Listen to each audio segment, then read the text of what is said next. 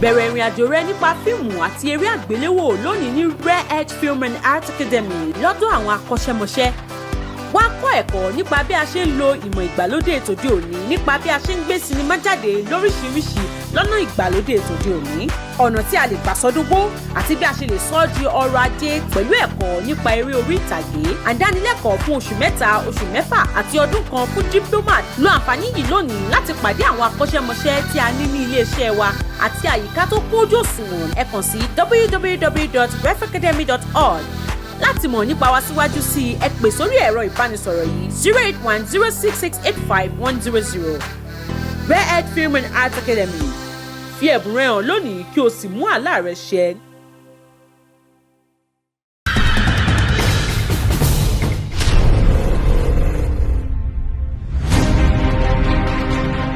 Ecumenical greetings to the dwellers of this abode. Afini, ṣe ṣe gbọ́n fẹ́ yọ. Ṣé gbọ́n ouch kan? Bìnní ni ṣé gbọ́n fẹ́ dà pọ̀? Ìjàpá rẹ̀ lóògùn bí òfin wò náà díẹ̀ tó bá gbé èbò tó gbé èbò. Ayé ni o ṣe dá jù báyìí lọ. Olùfẹ́ fi èbò tú ìlú mọ́ mi lórí. You are suffering from a fallacy of hasty generalization. Ìlú ilẹ̀ fún mi, olùrẹ̀ mi. Ọ̀pọ̀ oníwọ̀n ló sọ̀rọ̀ lọ́nà òkè gbẹ. Kálẹ̀, great traitor, you deserve to be shot. Ilé ìfìlú lẹ̀ o. What is your name? Èmi làlàkẹ́. Èmi lọmọ akíndìdì ìrìn ẹ̀ṣà. Orí ìpín lóhùn kan fi dòwúrọ̀ yẹn. Èmi lọmọ ẹgbàá òtún náà. Èmi wá lọmọ aṣẹ́tọ́rọ́ ohun tó jẹun.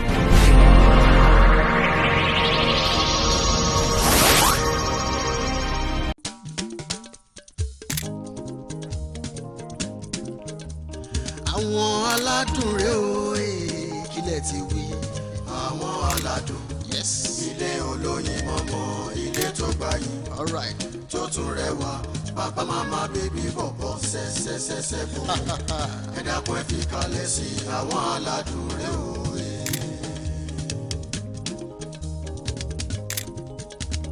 Àwọn aládùn rẹ̀ o. Àwọn aládùn rẹ̀ o. Àwọn aládùn kájọ máa ṣeré o.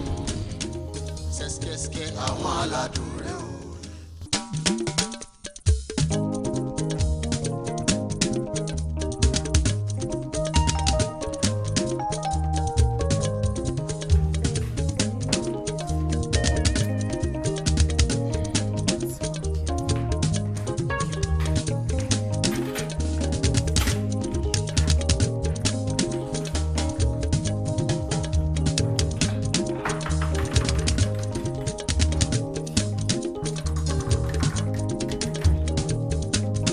tí ìdíje kúrò ń bí látẹ̀kọ́ náà.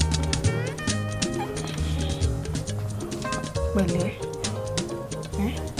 báwo ló ṣe ń ṣe báyìí? Pẹ̀lẹ́. Tí ẹ try kó wá jẹ nǹkan kan, o ò tí ì jẹun látàárọ̀. Má bí pẹ̀lẹ́. Sorry.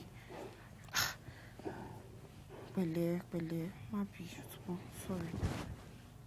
Ṣé kí n feed ẹ ni? What do you want? Oya tell me. Pẹ̀lẹ́. Maybe she give me beverage or drink. Beverage or drink? Junior bolo tún fẹ́ kí n tún rí yẹn báyìí. Ó máa jẹ́ kí n jẹ oúnjẹ yẹn dáadáa. Beverage or drink?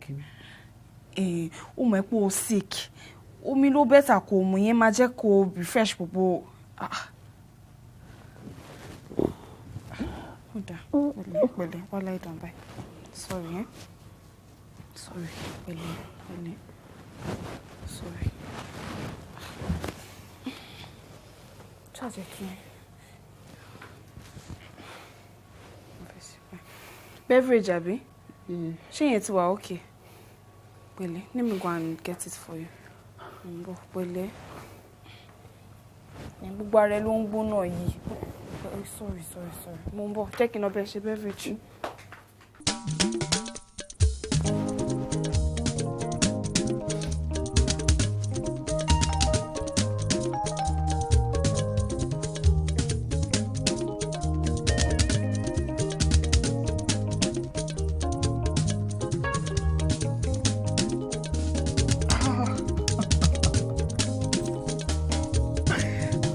Give me bad man.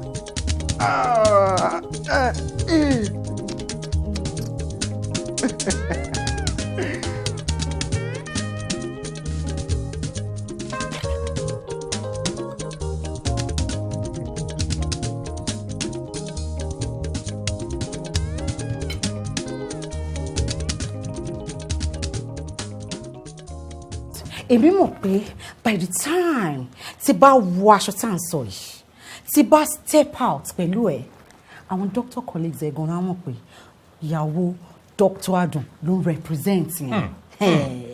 Nǹkan tá a máa rí ẹ sínú ọ̀nà. Ẹ ṣé o. Meanwhile mo sọ fún tailor mi yẹn náà pé kó bá yín mú àtìkù wá tẹ́yìn náà máa wọ̀. Àtìkù àbí kí ló pé? Ọbásanjọ́ ni Ọ̀ṣínbàjò lẹ́ẹ̀ bá ṣe lọ mú wa èmi ò wọ àtìkù kankan ìkan náà àwọn aṣọ tí mo ní nínú wardrobe mi ní máa wọ̀. Ọlọ́run má jẹ́ kí ọkọ tèmi lọ́jọ́ nǹkan ẹ̀yẹ kó wọ aṣọ tó ti ní tẹ́lẹ̀ never. Tọ́láṣadé mo ti sọ fún ẹ kò sí big deal nínú kinní yìí it's just an award. Kí lẹ sọ? Big deal wà ń bẹ o in fact big business gan ni mo ti wá ń rò pé tó bá jẹ́ ilé láti fẹ́ ṣe pàtí yìí lásán mo máa pe pàtí fún yín máa wá gba olórin mo wá rò pé bóyá kí n pe máa pe Òbí torí mo mọ̀ pé favourite musician yìí. Òbí ò ní dá Michael Jaskin ní kò jẹ́ ká pè káwá block títì ṣòwò Fọláṣadé wọ́n fi pati ṣe é ni kí ló dé gan. ṣe fẹ́ sọ̀rọ̀ sí mi tẹ́lẹ̀ ni ṣé wọ́n ń yẹ́yàn sí mo fẹ́ yọ ọkọ mi sí ni. ṣé Mrs. Alayesi of Nigeria ẹ má yẹ mi sí. ṣé tí mo ṣe ń gé e dà. Jùmọ̀kẹ́ ṣé bí mo ṣe kọ́ ẹ kó ṣe máa gé carrot lélẹ̀ àbí bó ṣe máa ń rí mi tí mo ṣe máa ń dice carrot lélẹ̀ Jùmọ̀kẹ́ jọ ṣe be fast about it jèrè junior ebi àti máa pa junior. Nga o junior yá kí mi gan tiẹ̀ lọ fall sick báyìí.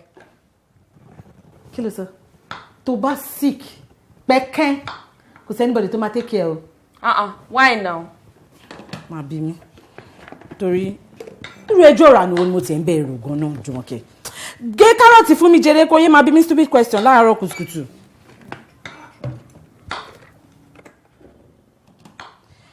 Na God we know, na God we know, na God we know. Anything I do, na God we know, na God we know, na God we know. I don't know. I got we know, I got we know, I got we know. Na God we know, na God we know, na God we know. Mommy. Everything to na God we. Lẹ́nu ọjọ́ mẹ́ta mo ti notice inú ilé pé inú yín kàn dùn yàtọ̀ kí ló ṣẹlẹ̀. Na God we know, na God we know, na God we know. Jùmọ̀kẹ́ ọ̀rọ̀ mi tọ́pẹ́ ó jù bẹ́ẹ̀ lọ. Na God we know, na God we. Okay, mo ń bọ̀. O fẹ́ mú àbí? Okay, jẹ́ sọ fún ẹ. And then wọ́n fẹ́ fún daddy yín ní recognition award for his contribution in medical field. Wow! Yes, so. But mommy. Yes, sir. Àtìgbà wo ni news yẹn ti wá sí nílé? Àti jẹta ni. Mommy. Yeah. Láti jẹta. Dẹ̀ sọ fún mi àti Junior. Torí mi ò fẹ́ break heart ẹ ni my darling. O ní lè bá wa lọ sí Abuja fún award yẹn. Ẹ jọ̀ọ́ kí ló dé tí mi ò ṣe ní tẹ̀lé yín lọ sí Abuja? Tó bá tẹ̀lé wa, ta ló máa take care Junior? Ṣé mi jẹ́ guardian angel o Junior àbí mo jẹ́ nani ni? Ọlájùmọ̀kẹ́ mi, ọkọ mi. Tó bá tẹ̀lé wa, ta ló máa take care Junior? He needs somebody to cater for him now. Mommy, mi ò lè cater fún Junior. Mi kì í ṣe member Destiny's Child. Ṣé mi ló wá fi ń dàpara? Mi ò fi ń dàpara ọmọ mi gbà tí mi ò kì í ṣe Ellen Paul. Àmọ́ mi ò lè dúró sínú ilé take care Junior. Ṣé nítorí Junior máa jókòó sí ilé mi nínú witness greatness dáadé àbí? Ó dáa o, èmi ti decide you are not going with us. O máa jókòó sínú ilé o dẹ̀ máa take care ẹ̀gbọ́n ẹ̀. Mọ́mí mi ò lè jókòó ti Junior, mi ò lè jókòó ti Junior nù. Ó jà fòtẹ́lẹ̀ wá ń gbà yẹn. Jókòó ti Junior, máa jókòó ti Junior. Jùmọ̀kẹ́. Ṣé gàánù. Àwọn aládùn kájọ máa ṣeré o. Sẹ́sikẹ́sikẹ́ àwọn aládùn rẹ̀ o.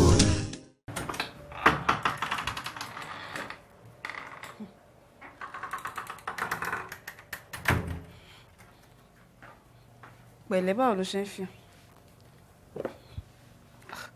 Nígbà wo ló tó fẹ́ dìde lórí bẹ́ẹ̀dì yẹn? Kò wá bí látẹ̀kan wà lórí bẹ́ẹ̀dì látàárọ̀. Jùmọ̀kẹ́ ṣé o bọ́ máa ń gba hold fún sickness ni iṣẹ́ àṣepé mi náà ń ṣeré ń bíbí yìí. Ìwọ náà ṣaragírí kó yé máa ṣagídí. ṣé ń tí ara ti ráì ni. Anyways, tèmi ni wípé kó o tètè kúrò lórí sick bed tó wà yìí. Èmi nìkan mo ṣe gbogbo house chores náà, ṣó fẹ́ pa mí ni. Má bínú kí ṣàṣe pé eré náà lèmi náà ṣe bí tí mo wà yìí ṣáàbí sickness náà lèmi náà attend sí. Ó jẹ̀bi. Mọ́mì sọ wípé wọ́n fẹ́ fún dádì ní award l'Abuja. Award.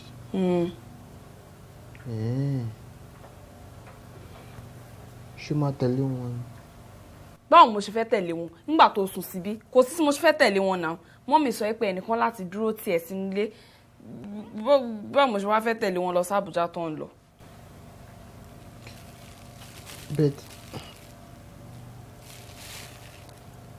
Segbowe lè dúró tì mí náà. Junior yẹn máa le o. Ṣé Segbowe tí ò ti tọ́jú ara rẹ̀ ló máa tọ́jú ẹ̀?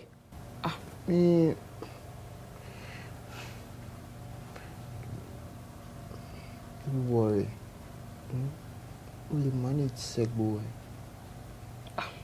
Sure, ṣá. Sure. Okay, tó bá ti sọ náà ni. Pẹ̀lẹ́ ṣáà get well soon, ṣó ti gbọ́. Èmi nìkan náà ń ṣe gbogbo ẹ̀. Pẹ̀lẹ́.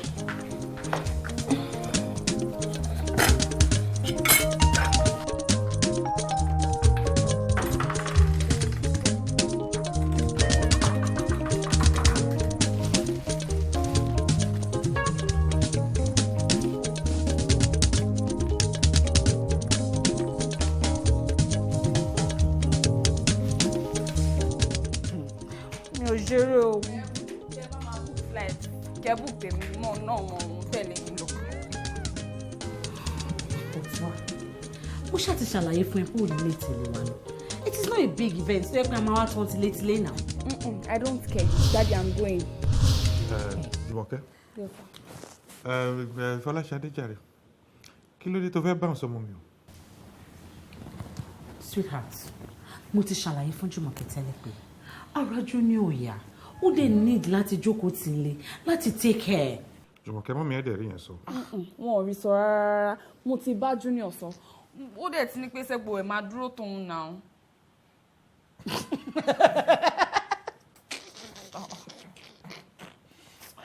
Jùmọ̀kẹ́ ó fọ́ ni. Segbowe. Yes now. Ṣé Segbowe ti tọ́jú ara rẹ̀ tó tá a fẹ́ fi Junior sílẹ̀ fún kó take care? Mọ́mì, Segbowe kì í ṣe ọmọ kékeré. I'm sure he can take care of Junior. Mo mọ̀ pé Segbowe kì í ṣe ọmọ kékeré.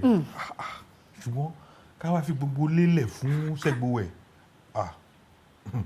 That is too much of a risky business. Too much. Ẹ wo Daddy, Segbowe lè dúró ti Junior. Àwọn méjèèjì wọn ṣáà kì í ṣe ọmọ kékeré, wọ́n máa take care ara wọn. Okay. But ẹ dúró náà. Ó yẹ kí Junior náà, ó yẹ ká rẹ̀ ti yá. Ṣé bí malaria lásán ló ń treat?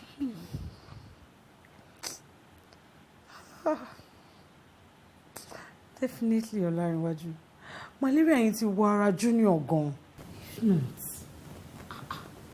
Ohun tó yẹ pé ó wà active. All of a sudden, ó kò go passive ni. Ẹ gbà mí. Junior ò mà tí kú, ó mà ṣì wà láyé.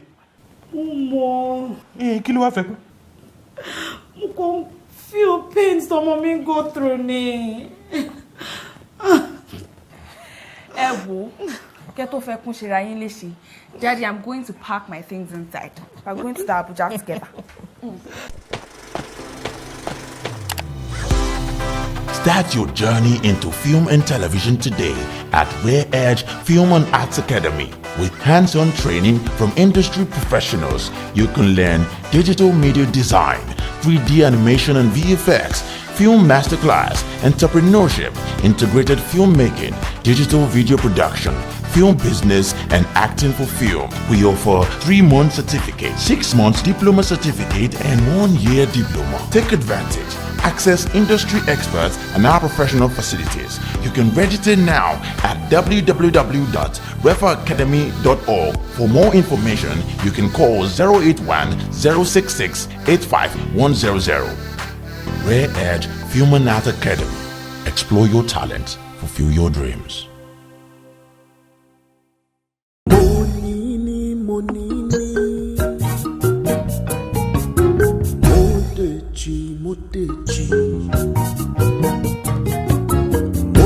Tẹ́tẹ́ kan lọ gbà ọba fẹ́tẹ́ wá lọ gbà. Kérésìmesì fẹ́ dé. It's all fun and games till the tables turn. You don't get body, no cool body, oh no no. The sky could vanish and hell would fall. Brother, I go red.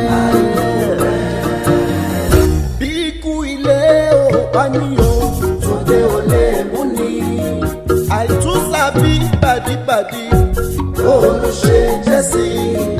Ikuti ojú gba ẹni o, òwe ló ń pa fún ni o.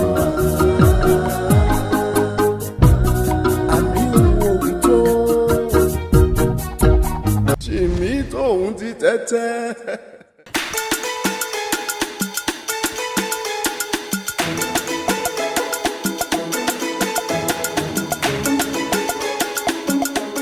Oh my God. Ó inú á máa sá lọ ó tẹ̀ ti dà ó ní ìdíkó sá. Tí o bá fi lè gbọ́n bẹ́ẹ̀ yẹn, yóò mọ nǹkan tó máa ṣe é lọ́sàn-án. Kí ni? Ìwọ tí mo rí sìn tó ń jó bí crippled monkey, ó wá fẹ́ máa pretend. Okay, what do? Can't you say I'm a very good dancer? The very good dancer. So are ya? O wan pretend that's joy abi? Èmi ni mo stupid yẹn abi? Okay, in fact, Midi àti P-Square, what you told me go on try now ni. Tí o bá fi ọ̀rọ̀ bò mọ́lẹ̀ mi ò mọ nǹkan tó lè ṣẹlẹ̀ sí ẹ. So are ti ya, so tell me why you are pretending pé o sick. O ẹnu tí ń wẹ́ àbẹ́wò mú ẹ lẹ́nu. You see, Joe, Joe. See, I was just enjoying the vacation, you know. No house chores, no anything to do, no junior this, no junior that. I was enjoying the beverage and the meat pie. Very good. So èmi ni kémi máa ṣiṣẹ́ gbogbo nulẹ̀ àbí? Èmi ni kí máa fọ toilet, bathroom, kí tún máa ṣe oúnjẹ fún ẹ. If not for any reason, Junior, wípé mo tẹ̀ tí ń ṣe gbogbo iṣẹ́ inú ilé gan, mo máa sọ fún mọ́mí àti dáàdì. Joe, please. Kí ni? Kí ló tó fi ń bẹ̀ mí sìn? Joe, please, má sọ fún dáàdì àti mọ́mí, Joe. Please. Only on one condition. Ni mi ò ṣe ní sọ fún dáàdì àti mọ́mí. I'll give you the meat pie. Èmi ò kí ṣe olóúnjẹ ìyá bíi tiẹ̀. Ṣé mo nǹkan tí mo fẹ́ kó ṣe? Kúnlẹ̀ kó bẹ̀ mí. Oh, that is difficult for you to do. Joe, please. You are not begging me, oh. Joe, please, I'm so sorry. Oh, Tibemera. I know I've wronged you once or twice, but please, Joe, man. Shoot one video, me. Go down. Padà lọ sílẹ̀. Ó fẹ́ kí sọ fún daddy àbí? Take a selfie.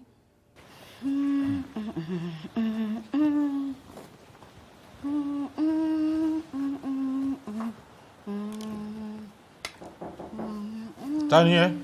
Èmi Junior ni sir. Wọlé.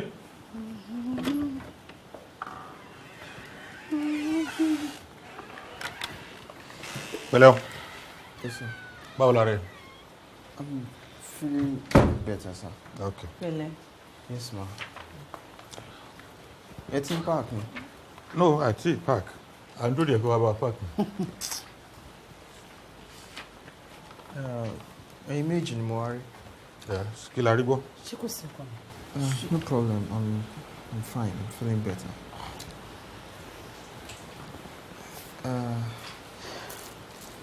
Actually, Jùmọ̀kẹ́ ló sọ fún mi pé ẹ̀ ń lọ sí mo fẹ́ tẹ̀lé yín lọ sí Abuja. Okay. Mo dẹ̀ ní pé Segbowe lè dúró tì mí. So, Segbowe bíi ti báwo? Ṣé Segbowe ti take care ara ẹ̀ tán ni? Tó máa jẹ́ pé Segbowe mi ò lè fọmọ́lẹ̀ fún Segbowe ẹ jọ̀ọ́ o. Mommy, I'm not a kid anymore. I can take care of myself. I understand the fact that you care about me, but Sherry, I don't know. I can just take care of myself. But I only need a little help from Segbowe. Are you sure? I can't be any surer, Daddy. Junior. Sir?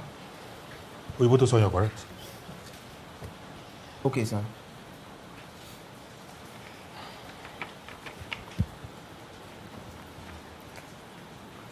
So, don't worry. I can handle Segbowe. But mo sọ̀rọ̀ nǹkan kan. Tí Segbowe bá lóun busy nǹkan. Mommy, don't worry. I can take care of myself. Segbowe bá dé busy, and don't worry. There's everything in this house. Well, I mean, kì í ṣe pé o kéré láti dá nìkan tọ́jú ara ẹ̀. Ẹ̀ tẹ́lá kan wò. Bàbá tó gbé Segbowe náà ni. It's okay. All right. Thank you, Mom. Hello. Mo ti miss you already. Yeah, safe journey. Okay. Pẹ̀lẹ́. You take care. Yes, sir. Àwọn aládùn kájọ máa ṣeré o. Sẹ́skẹ́skẹ́ àwọn aládùn rẹ̀ o.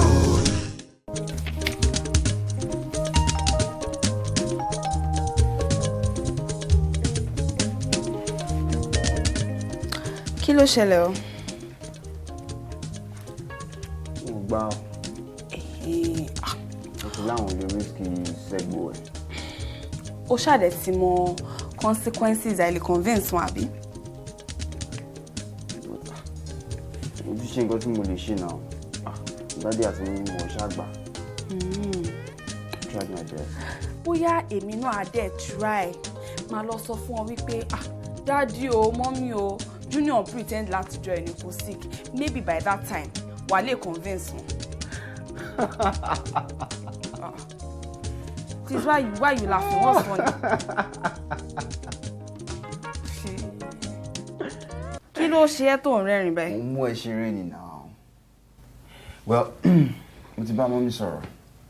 Wọ́n dẹ̀ ti ní pé àwọn ti gbà pé kí Segbowe dúró tì mí, so it's up to you now to talk to Segbowe about it. That is going to be very difficult. I can't do kí n lọ bá Segbowe sọ̀rọ̀. Lie. But I've played my part. It's up to you to play your part now. Jumoke, Segbowe don't win yẹn. Segbowe loves you with all his heart. I mean, Segbowe like a big pay. Imagine a plane crash. And the two of you are about to fall off. Should we Segbowe? He can give you 2 parachutes. I mean, Segbowe loves you with Okay. Mo ti gbọ́. Why would you do this to me now? Segbowe of all people. That thing.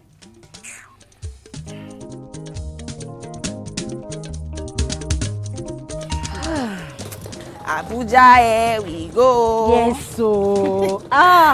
Tó bá mo bínú mi ṣe ń dùn. Mo mọ̀.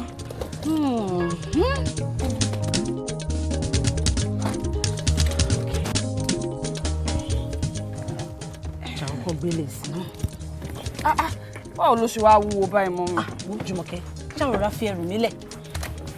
Ìwọ náà mọ̀ ìyá tó mú. Mo fẹ́ lọ represent dáàdì ẹ̀ ń bẹ̀ ni. Mi ì tiẹ̀ fẹ́ ṣe ń pé mo gbàgbé nǹkan kan rárá.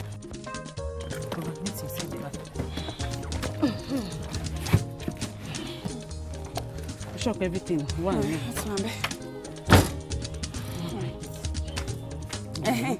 Ta ló máa gbé mọ́tò padà wá sílé? No, I'm affiliate airport ni. Baba de ti ade ma gbé. Okay. Okay. Yes, ma'am. Gina, I'm so proud of my baby. Kí ló wá ń pa ẹlẹ́rìn sí?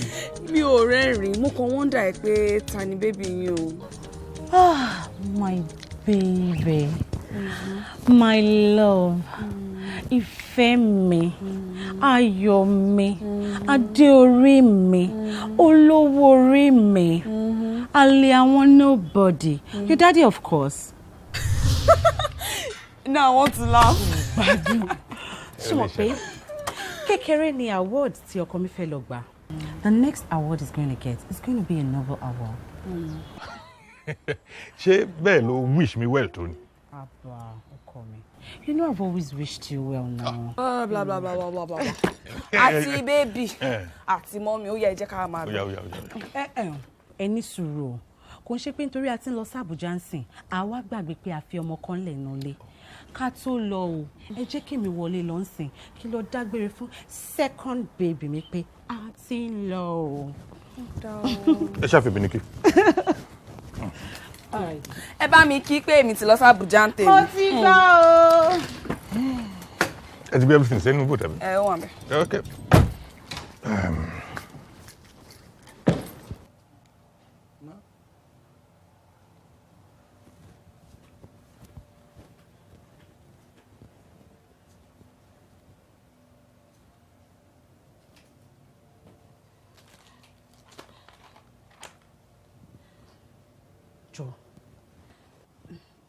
Kí ló fẹ́ fi gbogbo lè ṣe? Fún junior ni. Ìwọ jẹ́ gẹ́gẹ́ bí doctor ni. Yo, mo kàn wò pé kí n kó gbogbo eléyìí wá kí n fi tọ́jú ẹ̀ kí bóyá ambulance bọ̀ kí ambulance tó dé ká tọ́jú ẹ̀.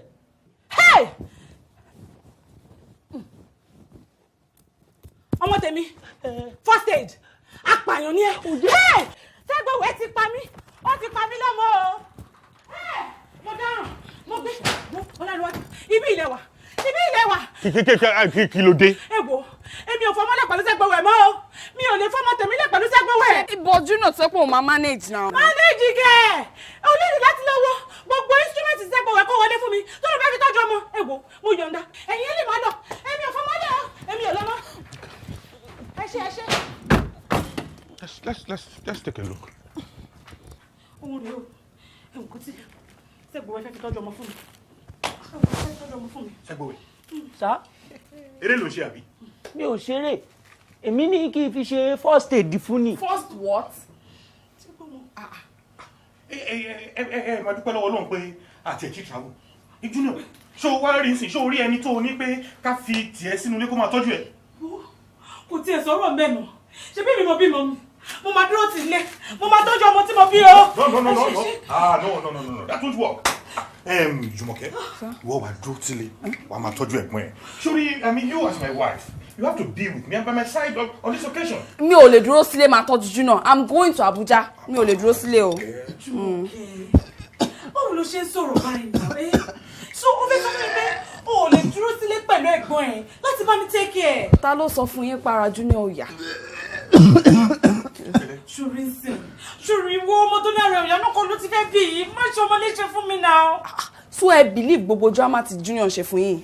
Junior ń parọ́ fún yín ni ó kàn pretend ni. Ara ẹ̀yà is just pretending. Torí ó like ta ṣe ń ṣe oúnjẹ fún látijọ́ ẹ̀ tí ò ṣe nǹkan kan nulẹ̀. Nǹkan tó enjoy nìyẹn, ó kàn parọ́ ni.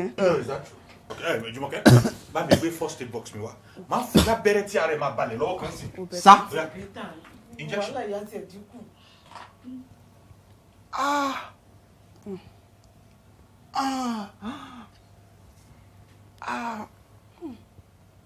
Daddy, Sherry, ara mi ṣẹ̀ṣẹ̀ yá sí. I'm very good. Oh, I'm not feeling cold again. Senior actor. Now tell me, gbogbo nǹkan tí àbúrò ẹ̀ ti sọ sílẹ̀, ṣé irọ́ ni àbótọ́? Sọ̀rọ̀. Dami lóhùn. Daddy, you see, I was enjoying the care. You see, I told you. I couldn't do anything. Vacation, no house chores, no junior this, junior that.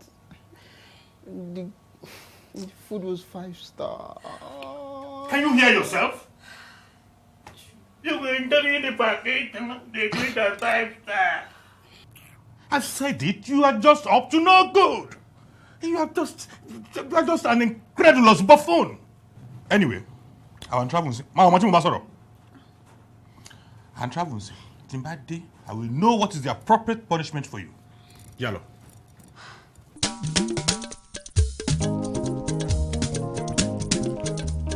Àwọn aládùn rẹ̀ o kílẹ̀ ti wí. Àwọn aládùn. Yes. Ilé olóyin mọ́mọ́, ilé tó gbayì. Alright. Tó tún rẹwà. Papa mama baby bọ̀bọ̀ sẹ́sẹ́sẹ́sẹ́ fún.